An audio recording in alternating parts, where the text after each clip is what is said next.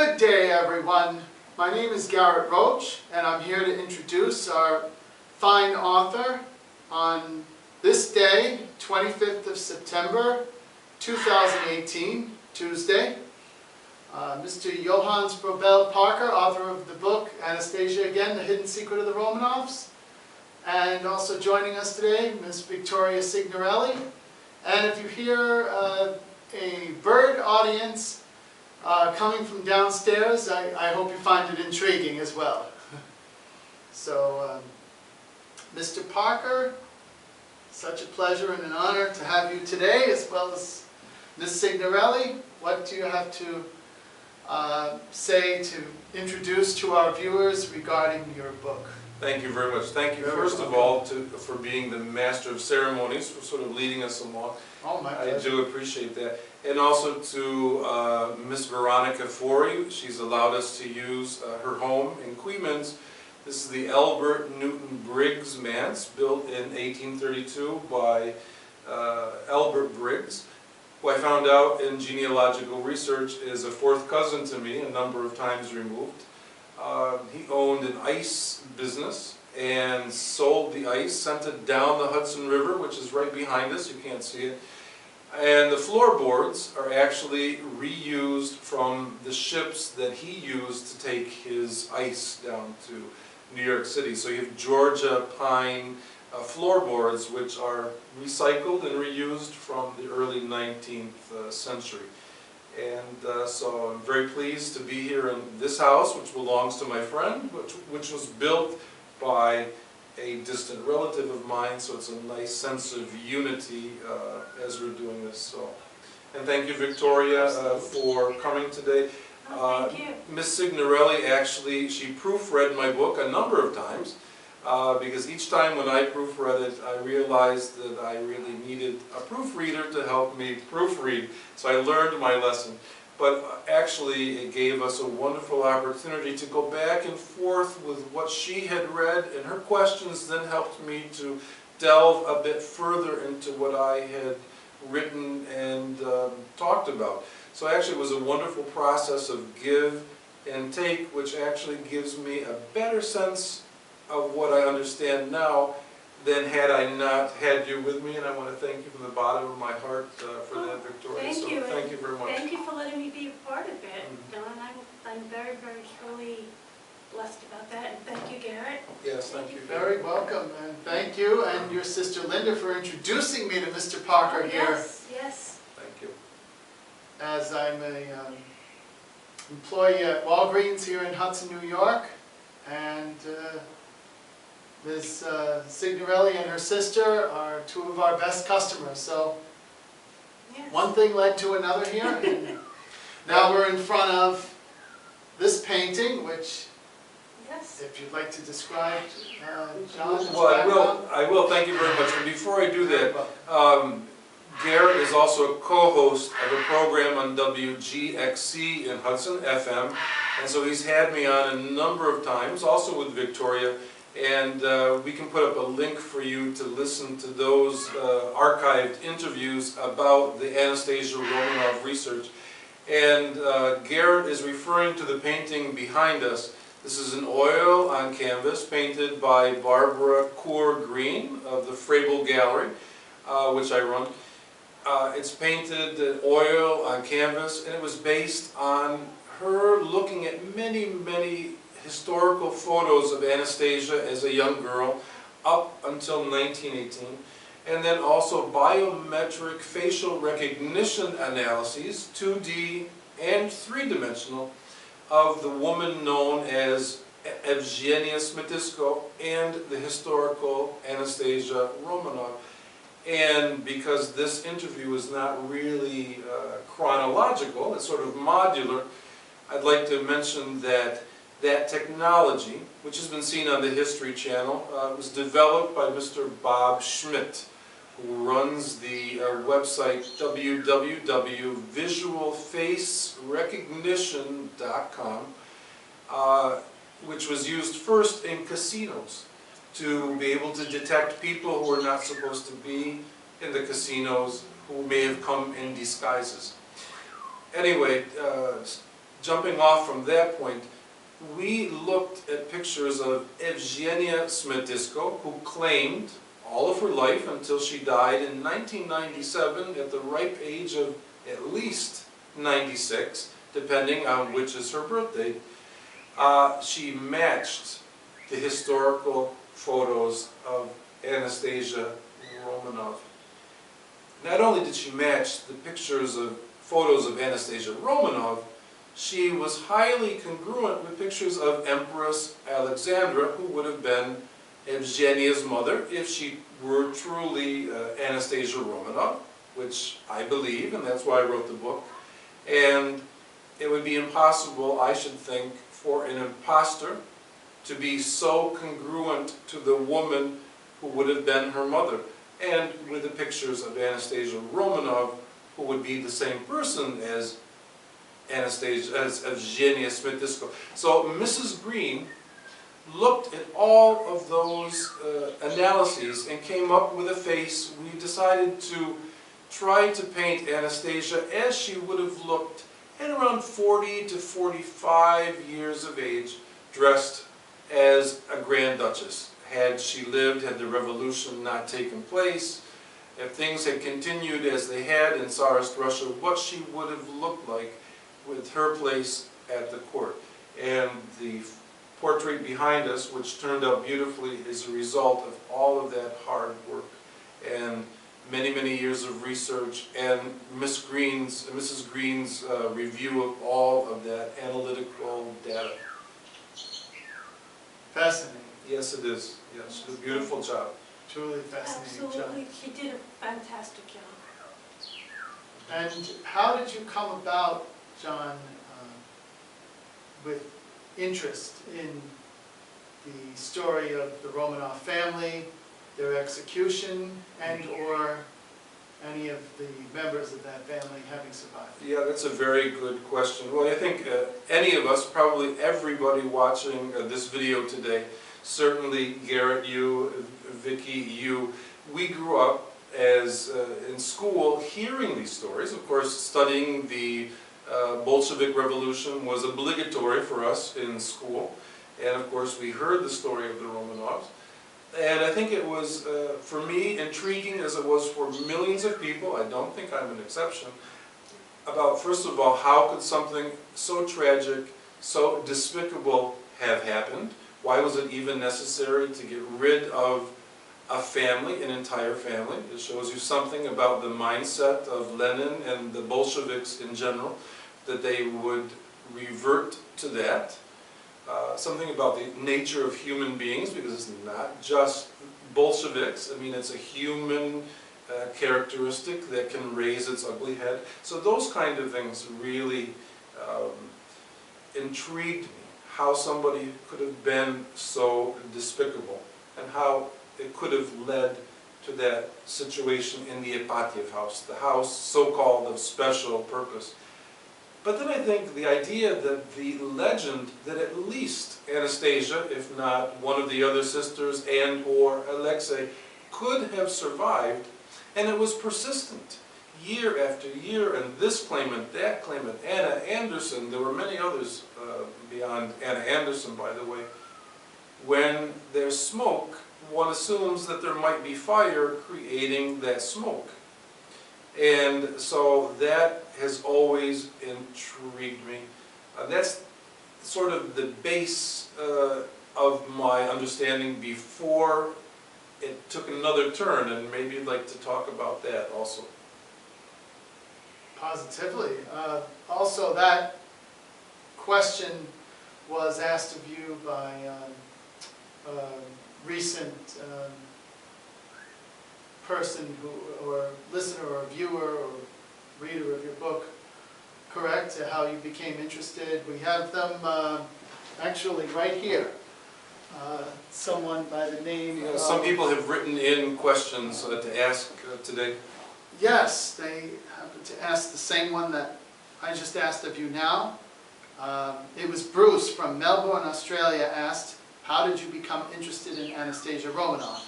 So, okay, well, I gave you the basic idea of why I was interested in the Romanovs in general. Maybe because a friend of mine also is a monk in an Orthodox monastery, and many years ago came to me and said, a woman has just been buried at our monastery in our graveyard, who maintained that she was Anastasia Romanov. And she has given many Romanov objects, objets d'art, to our museum, nascent at that time, but now is a wonderful museum at Jordanville, Holy Trinity Monastery. But we don't believe her, because we canonized the entire family in 1981, assuming that they had all perished in 1918. But she was an, yes, and so that was the accepted narrative. And the bishop knows that you have an art gallery. We have these paintings from Evegenia Smetisko, the name she was living under, that have no use, we have no use for in the monastery museum, because these are painted as an older lady. She's not Anastasia. We don't know what to do with them. Excuse me. Would you like to make an offer to purchase them? And so I did. And the offer was blessed by then Metropolitan Laurus. Interestingly enough, if I take a genealogical side road here, he comes from Vladimirovna in today, Slovakia today. And through DNA, I have found that through my father's family, I have relatives from Vladimirovna, which was a town of a Ruthenian, Carpathian, Russian area.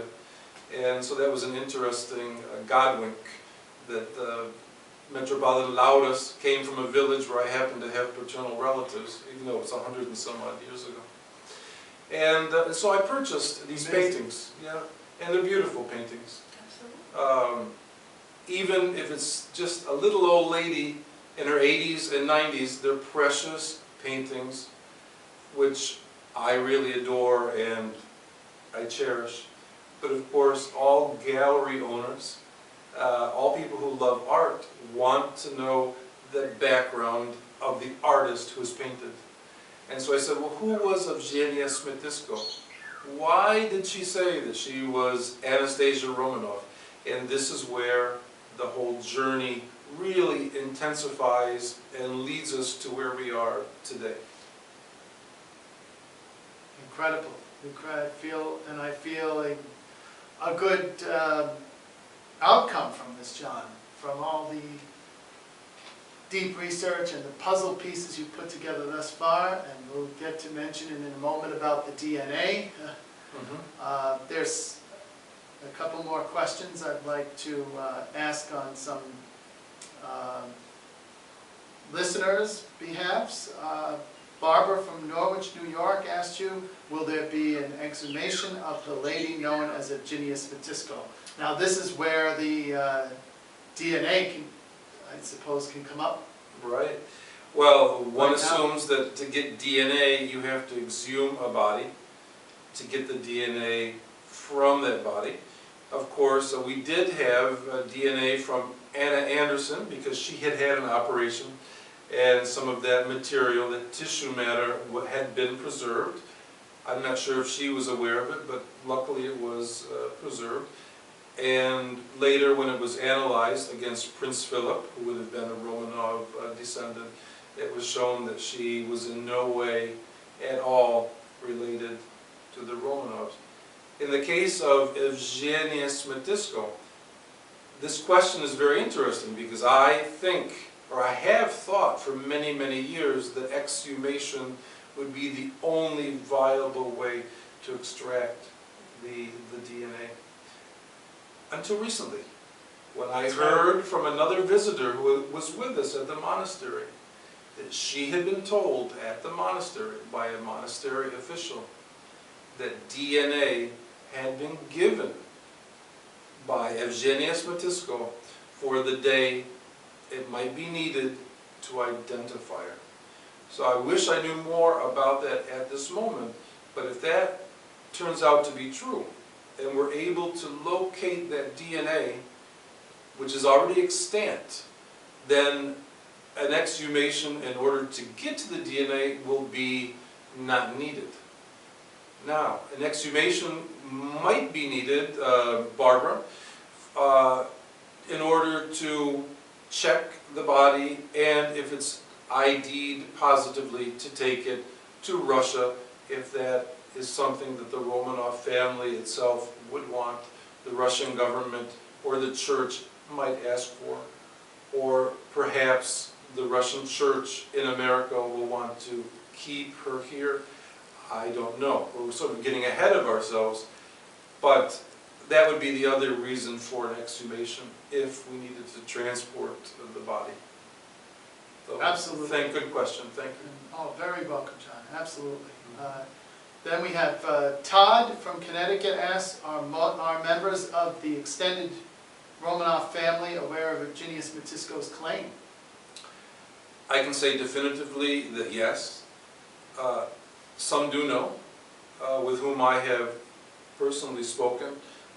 Now, with whom they have spoken and shared the information, I have no idea.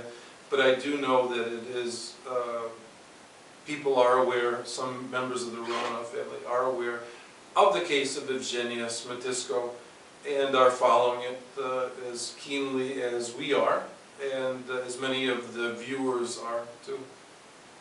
Terrific. And just for the viewers' information, in case you're curious as to where the Holy Trinity Monastery is and where Jordanville, New York is, it's near Cooperstown, which is where the famous Baseball Hall of Fame is. Yes. Herkimer County, I believe, Herkimer County. technically, is Jordanville, yes. Near Richfield Springs. That's correct. Yes, near Richfield Springs. That's right. And John, you were talking about your DNA and your ancestral line. Don't you have a connection to the imperial family themselves? Well, nothing that would get me to a birthday party, I don't think like that, but as many people, as the generations go forward and we look at our ancient heritage, there are families which are included in my maternal and possibly paternal trees, and also the ancestors through Queen Victoria, and also not through Queen Victoria, of some German families who are also a part of the Romanov family tree. So they do exist.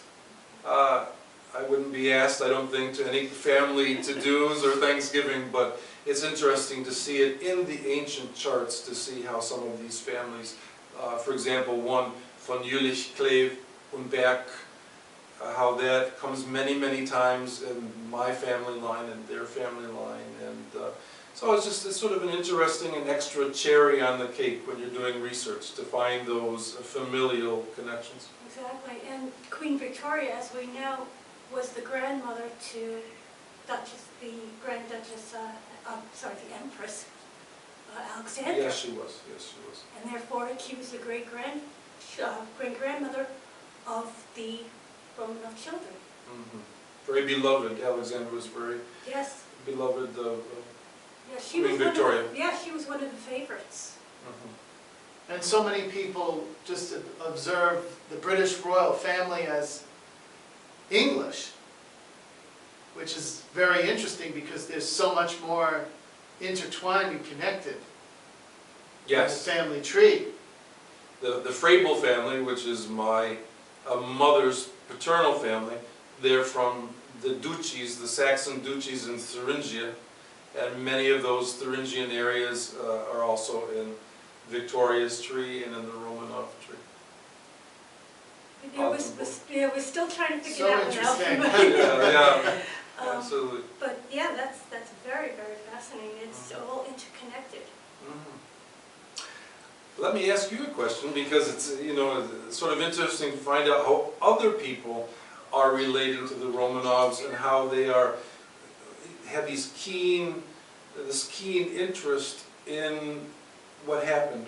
Why are you, because I know you are personally, because I know you, but what sort of motivates you or was the impulse for your interest? I grew up with it. My Okay. mother was an avid reader, and she absolutely loved the English, Queen Victoria, all the English information out there. And she followed the tragic deaths through her own reading. And we would watch it on television all the time, and we would discuss it. And she had always hoped that at least one of the family members would be alive or would survive. And it stayed with me throughout my life, even after my mother's passing.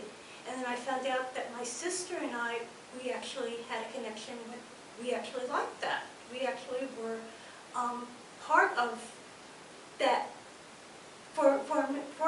formication, that part.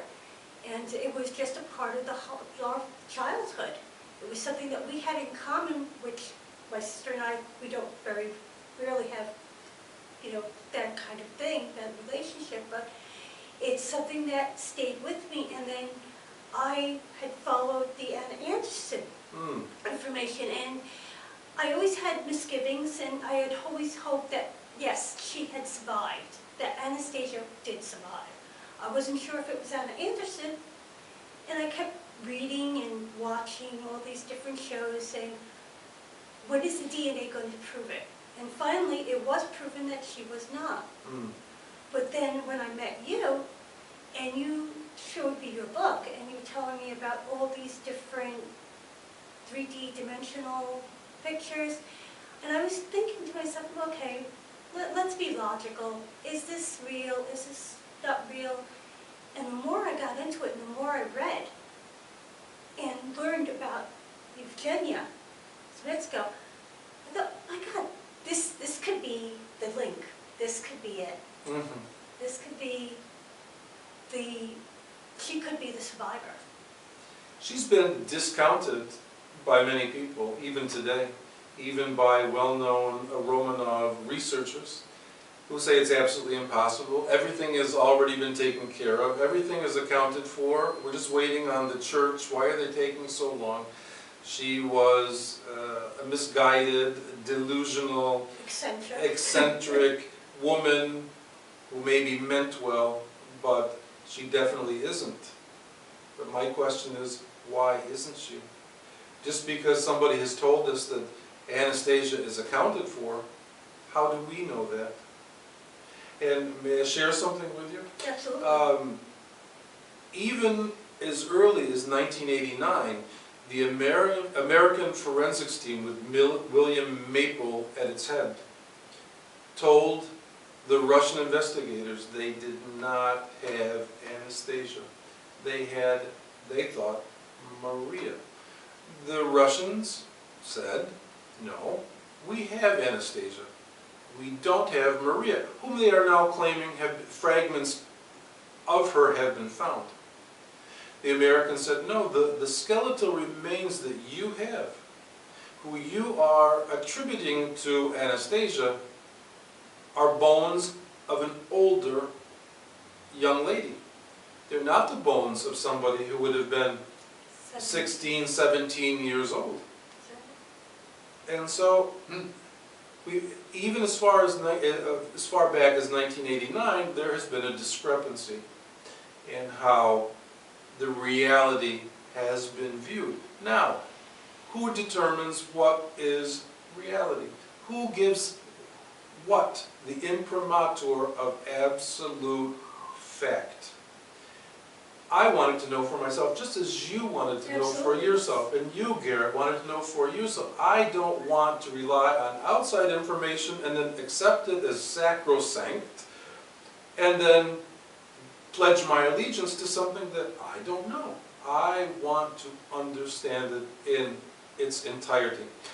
I took Bob Schmidt's facial recognition technology, and I applied it in a new way that Mr. Schmidt had not used it yet in this way either, I believe. And Bob, if you're watching today, tell me if I'm correct or not. I decided to take the skeleton, which in Russia is attributed to Anastasia, look at the skull, look at the clay recreation of the face based on the skull, and use the 2D technology against the face of the historical Anastasia, whom we know absolutely 100% is Anastasia. Mistaken during life, we know that these photos are her. I was flabbergasted. I took Anastasia's face, I took the skeleton, I put it into the software, I started to analyze it, I found the points of correlation with the eyes, which you have to use for 2D to find the center of each eye to make sure that they're normed, the photos are normed. The face of Anastasia did not match the skeleton. So I said, well, there's one for the American team. The American team said that.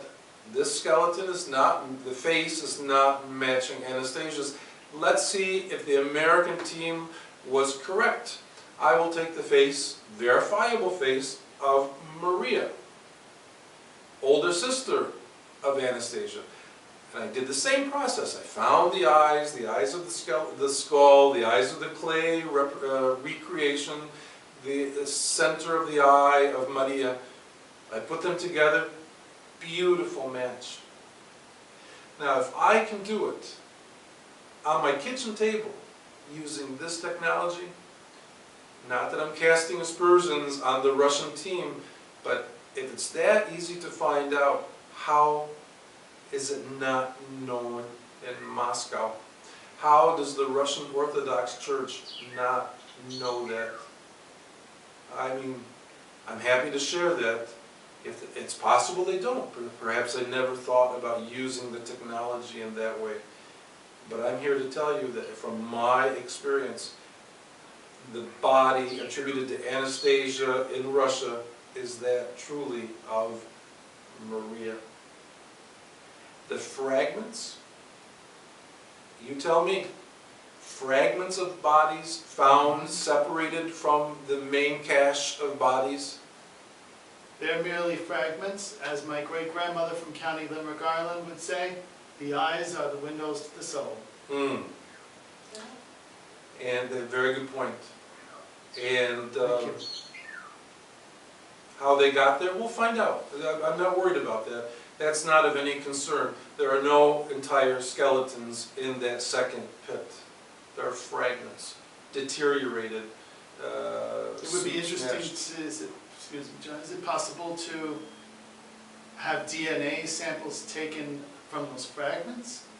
Do you know? Oh, I'm sure. Not possible. I'm sure. But It would be interesting. somebody asked me that once, and I said, well, of course, you can take DNA from that, but that is not going to give you a hologramic image of who the person was.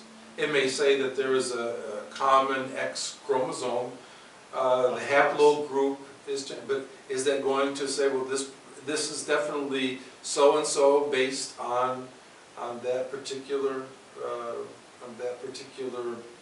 person? I mean, No. it can't give you the full body image. You can say there is some kind of relationship, but is it perhaps, are they fragments of bones that were in pit 1?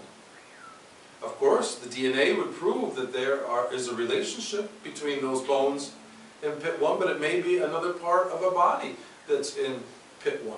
By all means it could be. Yeah, and that certainly doesn't detract from Evegenia Smetisko because her body is whole. And Garrett, you and I especially have talked about this. Absolutely. She This was is the not, main point. yeah, her body is intact. We assume it was embalmed because it came from Rhode Island into New York State. And if it is, that's fine. You know, if it's not, there's still skeletal remains there. The DNA is still intact. But in Orthodoxy, it is anathema to cremate the body. And she was not cremated. Anna Anderson was cremated. Yeah. So the Exactly. DNA is there, one way or the other, the DNA is there. And then we talked in detail about this, John, her having joined the Congregational Church in Rhode Island. And you say it's because this particular Congregational Church in Rhode Island, unlike the standard white clapboard, very simple buildings found throughout New England, this one in the state of Rhode Island is much more ornate and perhaps